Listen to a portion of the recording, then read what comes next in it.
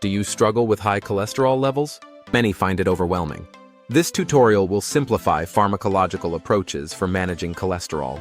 Our goal is to empower you with actionable strategies for better health. Let's start with lifestyle modifications. These changes can significantly impact cholesterol levels.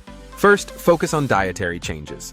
Eat a heart-healthy diet full of fruits and vegetables. Incorporate whole grains and lean proteins. Limit saturated and trans fats.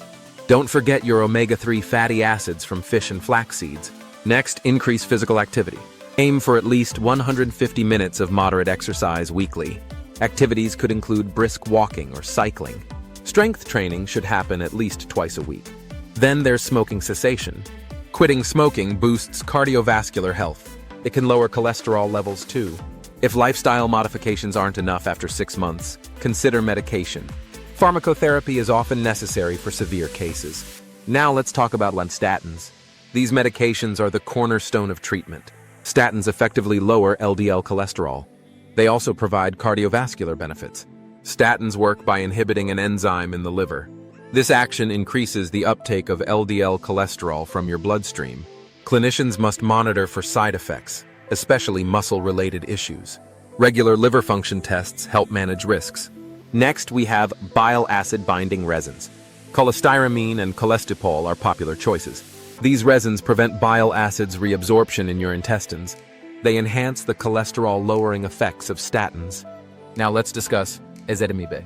This medication inhibits cholesterol absorption in the intestines. Side effects include diarrhea, abdominal pain, and headache. Lactating women should use caution with this medication. Moving on, we have fibrates, like gemfibrozil and fenofibrate. They mainly target triglycerides and reduce VLDL levels. Fibrates can raise HDL cholesterol too. Monitoring for side effects, especially myopathy, is important. Lastly, we'll touch on niacin. It's often a last resort due to potential side effects. High doses are necessary for it to work effectively. Pre-treatment with aspirin can reduce flushing. In summary, managing cholesterol requires a mix of lifestyle changes and medications. Understanding how medications work and their side effects is crucial. Regular follow-ups and ongoing education improve patient outcomes. Now, apply these strategies in your life. Make informed choices and improve your health.